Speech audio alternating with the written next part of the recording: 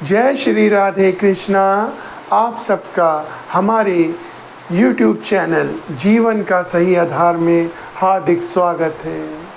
आज मैं आपके पास एक नई कहानी के साथ आया हूँ।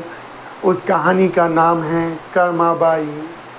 ये कहानी एक सत्य घटना पर आधारित है। सन 1615 की बात है। ये उसके ऊपर कहानी आधारित है। अगर आपको कहानी अच्छी लगे तो प्लीज़ चैनल को सब्सक्राइब कर दीजिएगा, वीडियो को लाइक कीजिएगा और ज़्यादा से ज़्यादा शेयर कीजिएगा। इस कहानी का जो आरंभ होता है एक राजस्थान के गांव से होता है। उस गांव में एक किसान रहता था जो हम सबके मालिक लॉर्ड श्री कृष्णा जी के बहुत बड़े भक्त थे। उनके घर में एक लड़की का जन्म होता है जिसका नाम वो कर्माबाई रखते हैं। कर्माबाई बचपन से ही अपने पिताजी को पूजा पाठ करते हुए देखती थी।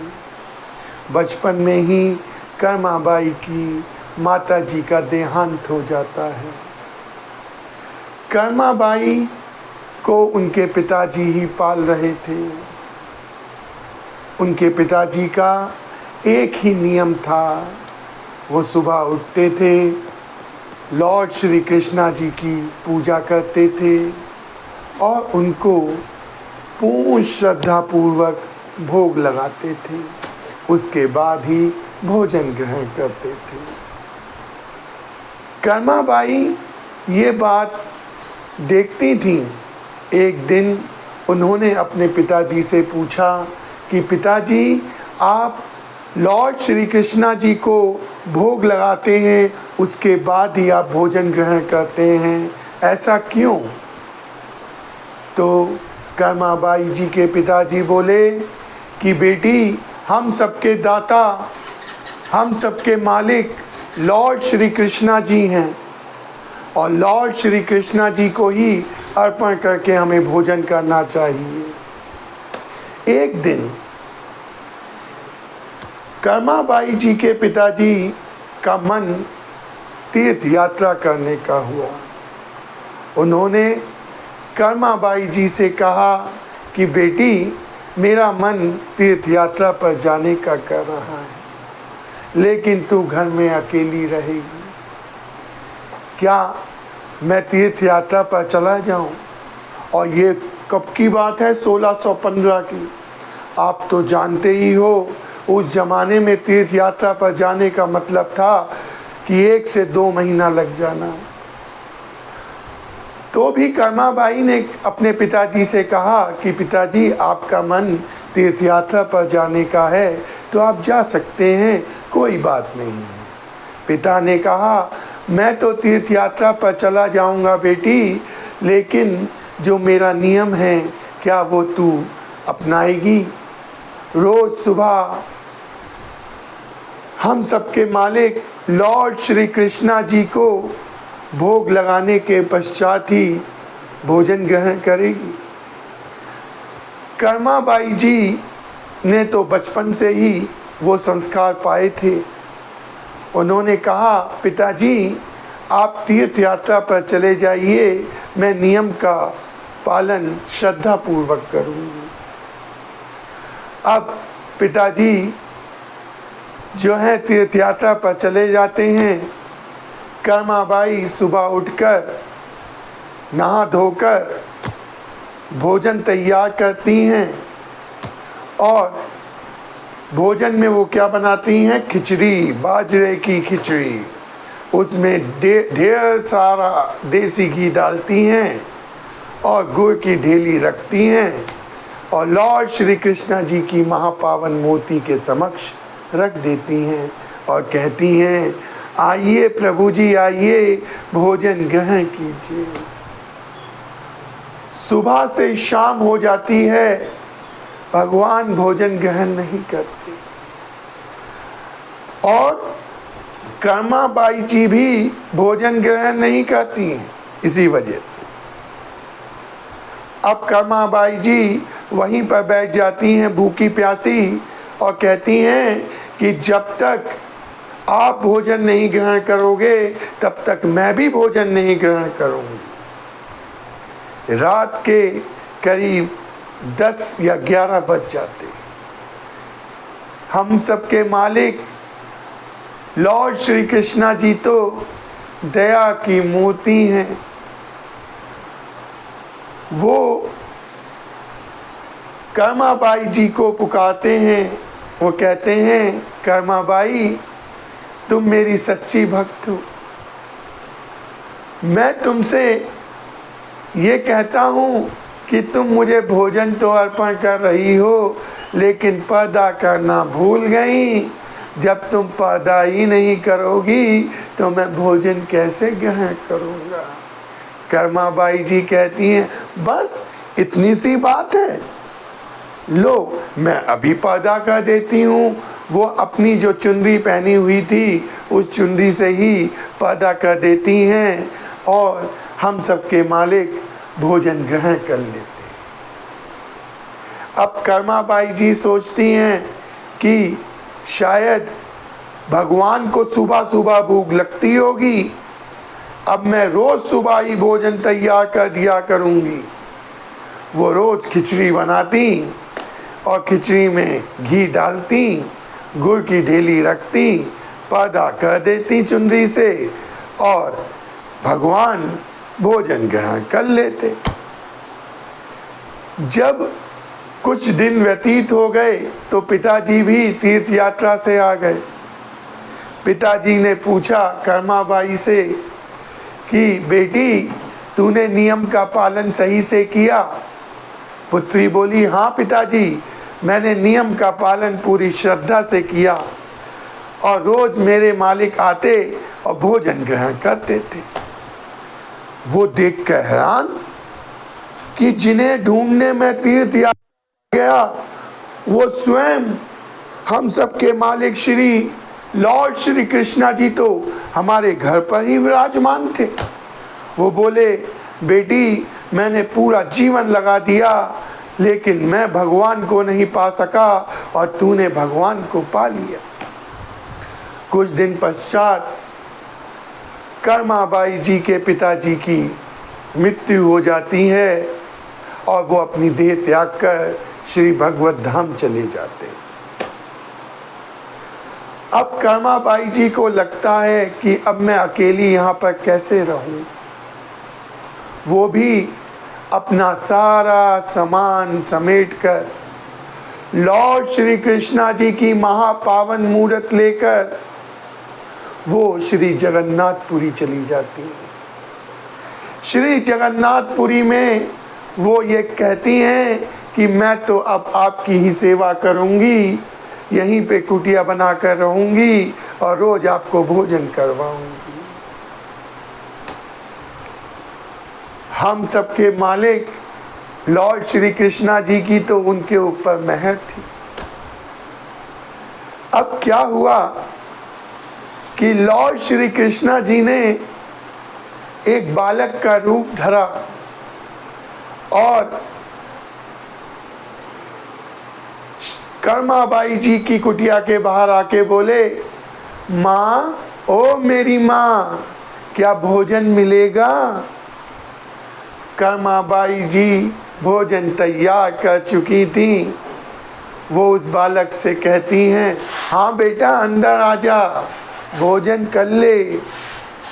मैंने भगवान को भोजन अर्पण कर लिया है, तू भी भोजन कर ले। वो अंदर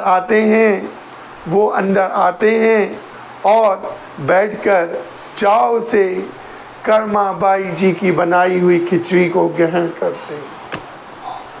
वो कहते हैं, माँ, क्या रोज मुझे इतनी अच्छी खिचड़ी खाने को मिलेगी? तो कर्माबाई कहती हैं, क्यों नहीं बेटा, तू रोज मेरे पास आई हो, रोज भोजन ग्रहण करी हो।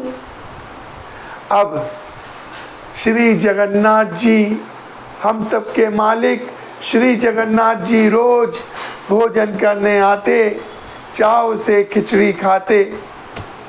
एक दिन एक साधु महात्मा जी, जिन्हें कर्माबाई जी की भक्ति का पता चला, वो आते हैं और कहते हैं, बेटी तू बहुत बड़ी भक्त है श्री जगन्नाथ जी की, लेकिन बिना नहाए धोए स्नान किए तू भोजन अर्पण कर देती है भगवान को।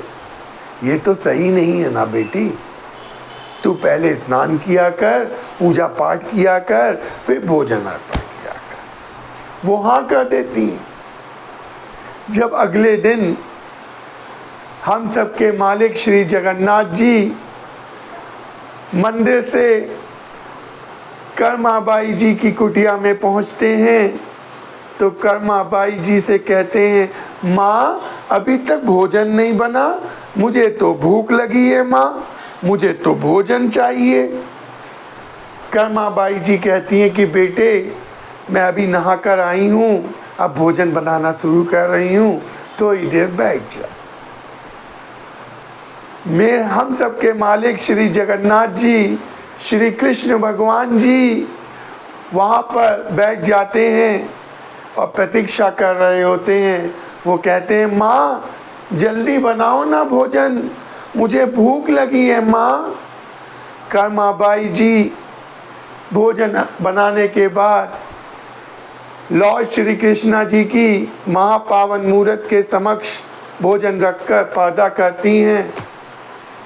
उसके बाद उस बालक को भोजन ग्रहण करने के लिए देती हैं। बालक भोजन ग्रहण करता है बड़े चाव से, लेकिन देर बहुत हो चुकी थी।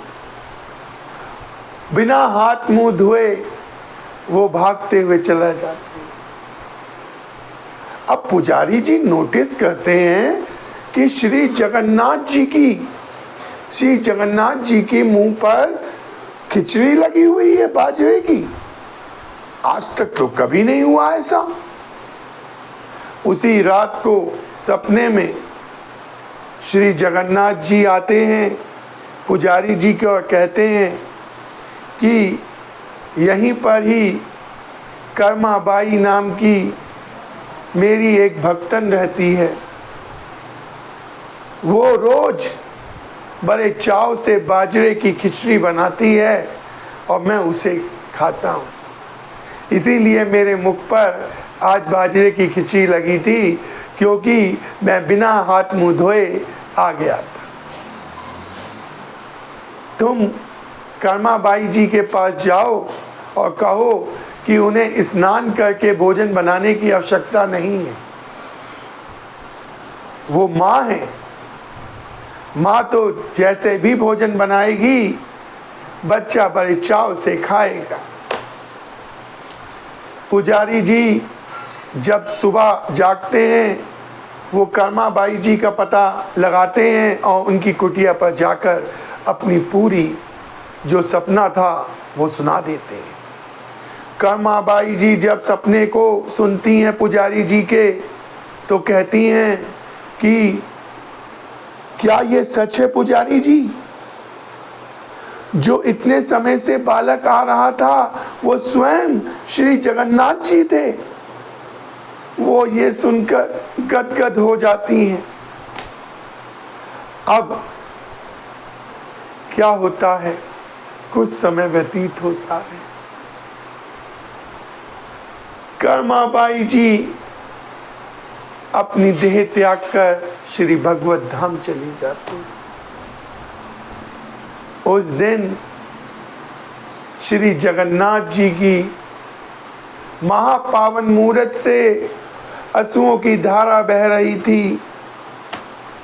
पुजारी जी और राजा जी जब देखते हैं मंदिर में, तो देखकर वो आश्चर्यचकित हो जाते हैं। वो कहते हैं कि भगवान ये कैसी लीला है आपकी, हम सब तो नादान हैं, हम आपकी लीला को नहीं समझ सकते।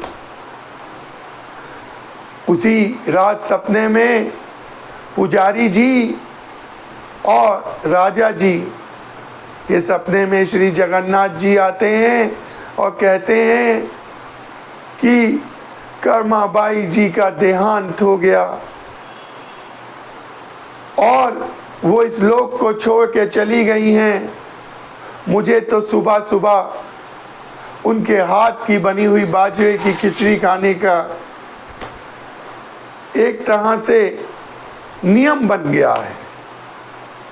अब मुझे कौन बाजरे की खिचड़ी खिलाएगा सुबह सुबह? कभी सुबह राजा जी पुजारी जी के पास आते हैं और पुजारी जी से कहते हैं कि मुझे ये सपना आया।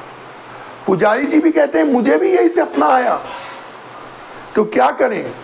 तो राजा जी आदेश देते हैं कि कर्माबाई जी के नाम से रोज सुबह श्री जगन्नाथ जी के महापावन मंदिर में बाजरे की खिचड़ी, उसमें देसी घी डला हुआ और गुड़ की ढेली का भोग लगाया जाएगा। और वो नियम आज भी चलता आ रहा है। जय हो कर्माबाई जी की जय हो। ऐसे भक्त बहुत ही कम मिलते हैं।